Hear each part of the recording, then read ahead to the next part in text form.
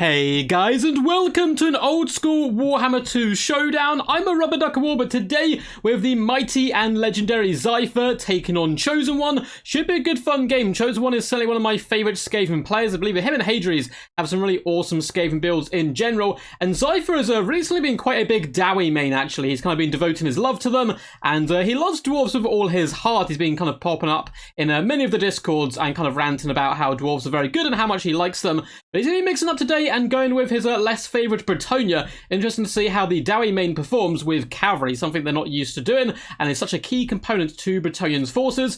So I have to see how, the DAWI main does with Cavalry.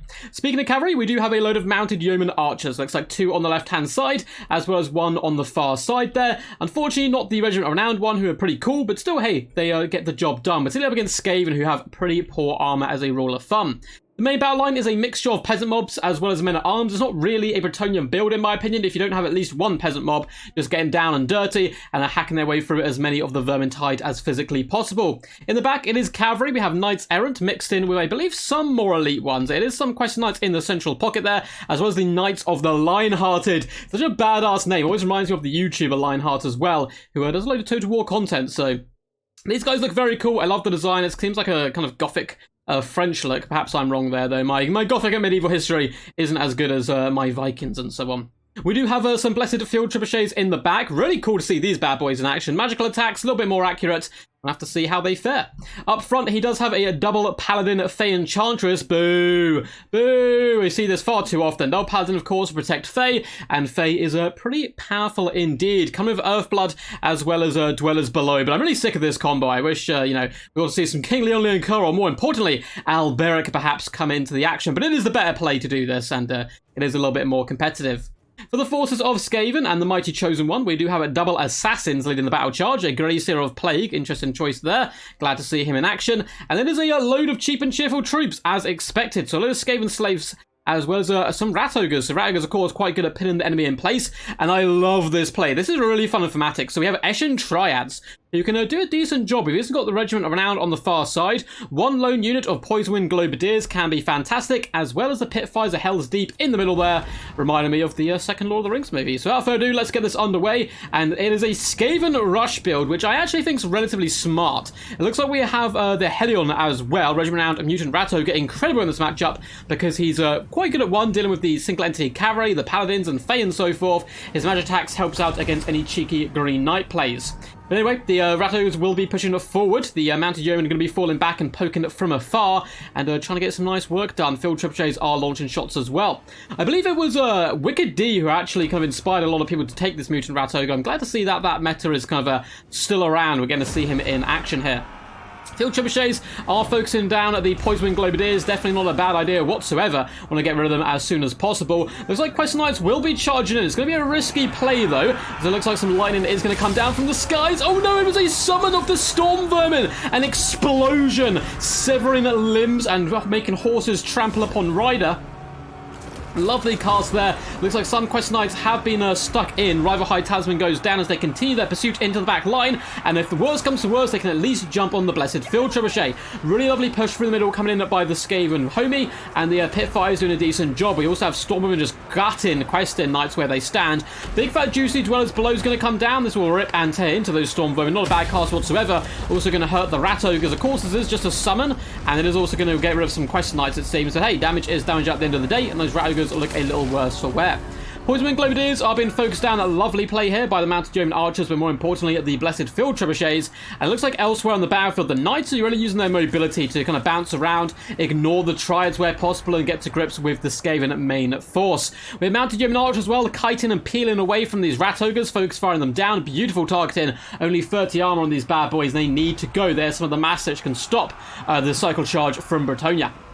Looks like the Knights of the Lionhearted do have the favour of the Fey pops on them, and they are reaving through the battle line. Lances lowered, going straight for the big boys though, hunting down the Regiment Renowned Mutant Rat Ogre and the enemy general. This Rat Ogre looks amazing as he slaps up Fey Enchantress. She's not enjoying that too much, but again, she's got decent resistances all around. Assassin's Trophy, though, will mean she gets hit a little bit more than expected. Looks like we're going to get one of those little Scorches come down the line. It is going to do basically no damage to the Mounted Yeoman, unfortunately. Much better at clearing off enemy the infantry. The Blessed Field Trebuchets are continuing to launch. Looks like they really want those Poison Wing Globadiers gone. Despite the fact they're so far away from the battlefield, looks like they know they're still a pain in the butt and a threat. Knights of Lionhearted are getting down and dirty. Looks like we have yet another summon being popped. This time, though, sadly, it is just some clan rats. And the Knights are in combat a little bit too long here. And the mighty Rat Ogres are making them pay there. Looks like the Rat Ogres actually did break there. Really nice time in there from the Bretonnian player, using that as an excuse to pull his troops out. Now, the Hellions really struggling up against the Fey Enchantress. We flop over to here. She has 60% magic resistance, and he does indeed do magic attacks. So, yeah, that's going to be a little bit rough for him. Not the best kind of option to take against the Fey Enchantress there. Wanted him to focus on the Paladins, I suppose, while other elements drag the evil witch down. In the far side, looks like we have some Wolf Rats, who I completely missed. So some Wolf Rats were in a vanguard position. They're going to be used to just try to bog down, I would assume, the Mounted Yeoman Archers, but there is Quest Knights to fend them off and send them back to the darkness from once they spawned. Mounted Yeoman Archers continue to pepper down the enemy, doing some nice work. It looks like the ROR Mutant Rat Ogre is struggling a little bit. He's getting a bit more value up against the Paladins, which is nice to see. Incredibly close game so far, and it looks like somehow the Poison Wing Globadiers, just full of spite for the amount of focus fire has been popped on them, have somehow rallied and come back into the action. Rat Ogre's doing a good job on the far side, driving away Knights Errant. They're going to give up the chase, though, try and get back into the action at that little bit quicker. Mounted Yeoman Archers are really laying it on thick, though. That just constant wave of arrows soaring through the skies is most likely going to be enough to drag down the Grey Seer here. Paladins are getting kind of slapped up pretty bad, and the Hylian, my god, comes in with the body slam, and that Paladin, he wants nothing to do with the Mutant Rat Ogre. Much like the Wu-Tang Clan, he ain't nothing to F with, and is doing a fantastic job here in the middle, forcing off the Knights of Lionheart as well. Fey Enchantress is fleeing, cowering from the might of the Horned Rat. Yes, yes, as she flees, but she's been allowed to rally here. Those rats, Wolf Rats being forced off was really, really problematic, because they could be used to chase off so many high-value targets now. Faye will come back, and that will allow her to heal up nearby troops or even herself. And there we go. She does indeed rally. I don't think Skaven have enough troops, unfortunately, to actually force her off. Certainly nothing quick enough to keep up in pace with her. Poison Wing Globadiers up to 11 kills, despite being focused down isn't, I guess, too terrible. Knights Errant, though, are overrunning them at the moment. Skaven Slaves are losing as well. Somehow the Grey Seer is back, 286 HP. Fey Enchantress is roaming over Arcane Conduit Pops, trying to save up some more magic. The Triads are being used just to fend off the Mounted Yeoman Archers. Would love to see their dummy kind of counterpart pop up as well. There are false Triads they can bring just to waste some of the ammunition on the enemy battle line. Cavalry, yeah, it's charging to anti-large, but the anti-large is basically dead, so they're just going to jump on them. And it looks like, oh, that actually was the fake unit. Yeah, there is a fake unit of Triads in here. Okay, interesting. But unfortunately, they are going to be going down here. We have more Triads on arrival. Still have the Assassin, so it's not over yet. And in fact, balance power is relatively even. But Bretonnia have been able to rally. And the fact Fey Enchantress survived, I think, is a massive turning point in this battle. If she had gone down there, probably game over. But healing herself up, getting her back in the fight is going to be really rough for the Skaven boyos. Knights Errant are coming back. It looks like Men-at-Arms are caught by Clan Rats. It's going to be a bit of a damp lettuce combination here as they just kind of bump and grind against each other, not doing anything too much. There are more Men-at-Arms coming in, and looks like the Knights Errant as well. Going to float over here and just ensure victory without losing too many men. Saying that, though, one of the Men-at-Arms is already dead. And we do also have the Mutant Rat Ogre on arrival. The Mounted Yeoman Archers are kind of the big problem right now for the Skaven force, so they are wasting some ammunition into Clan Rats, which the Skaven player will be a big fan of in general. Looks like these Clan Rats, actually, I maybe misrepresented them. They've been holding absolutely fine. They've beaten back one unit. They fended off the cavalry. They're going for another one. They just want more carnage. They need enemies. Enemies. We need enemies. They scream as they charge forward towards the enemy. We are going to get a cheeky summon before the Grey Seer goes down here, which is really lovely play. We have the Clan Rats being summoned in, can push back the enemy cavalry, but down the contraption goes, and it did fall to Mounted Yeoman, which is not a good way to go down, even for a Skaven Lord. Dying by Mounted Yeomans is a little bit, you know, a little bit underwhelming, I suppose, for his long and vicious reign. Looks like the cavalry's going to kite back. This is a smart thing to do. Save that ammo, use it on key targets, and just chase down routing units. I definitely think this is the best play. Likewise, Skaven players doing the same thing, hunt down Men-at-Arms, and hopefully they can both get some units back in the action. We're fast forward here a little bit because it is going to be a chase scene where they chase, not only just to get the value off the enemy and save up Winds of Magic so they can heal, also it's going to stop that summon as well from being useful in any way whatsoever. Mounted Yeomen are moving forwards, looking to pepper down. Probably want to focus down at the Mutant Rat Ogre. It looks like Chosen One knows this, trying to do his best jukes back and forth, and it looks like the majority of the shots went over his head. He's going to be rather pleased with himself, I'm sure. He'll be fighting in the trees here. That's going to be good up against the enemy cavalry.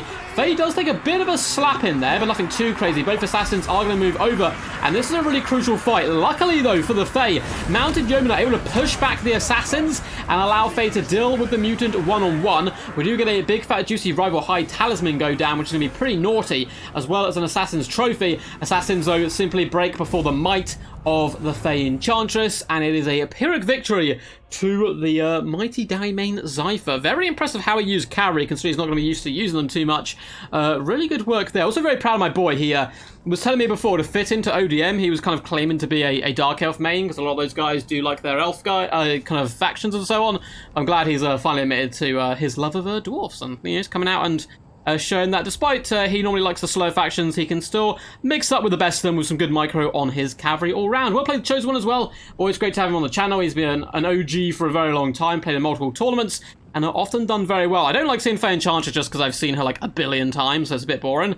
But you know, she did good, 2.3k. She's definitely the most competitive pick, so that's no kind of slight on Zypher. He should bring her. She is the best option in kind of 9 out of 10 matchups. But yeah, hopefully, I don't know, hopefully when we get an Immortal Empires like update and stuff, hopefully they'll update a lot of the old factions and kind of mix it up a bit, so it's not kind of like just, you know, forcing it in from Warhammer 2 into 3 and the meta kind of being exactly the same as it was at the end of Warhammer 2. I like the Field Trebuchets, they're a really fun pick as well. They didn't get that much value whatsoever. They didn't mention new to the effectiveness of the Poison Wind Globadiers, though, which is always a win in my eyes. I love the Mutant Rat Ogre pick, 1.3k value. It's actually surprising the amount of times I've seen the Green Knight brought in this matchup, although there is a decent amount of magic damage on the Skaven side, but the fact he's just this unkillable, like, horseman, he can be a little bit tricky, so I like this pick just in case. Hope you guys enjoyed this one. If you did, make sure to leave a big fat juicy thumbs up. Feel free to subscribe to the channel as well for more glorious content into the future. And leave a comment down below what you thought of the battle, what you'd like to see in the future. What was your favourite play as well of the game? I'd love to hear your thoughts on that. And yeah, all that good juicy stuff. There's a lot of links down below, Twitch, Patreon and Discord. Massive shout out to my Patreons and YouTube members. They're a really awesome group of people, and they're the ones who basically keep the channel afloat. So a massive shout out to them. If you'd like to join them, there's a link down below to Patreon. There's also a link to the membership of YouTube, which gives you access to like some cool emojis and stuff when we do bring live streams back. And I may do a live stream tomorrow, it depends. It's been really rough trying to be able to do them. I just can't do them at the moment for obvious reasons. Like I've said it so many times in videos, I don't want to go on about it, but yeah, I had like an operation a couple of months ago and I can't really sit down for long duration, so it's mainly videos at the moment, but you'll be able to, you know, hop in, become a member, and when those live streams come back, you can hop in with all those cool emojis and stuff. Well, anyway, guys, that's enough rambling for me. Until next time, peace, and I hope you hear that car alarm in the distance. As always, stay awesome.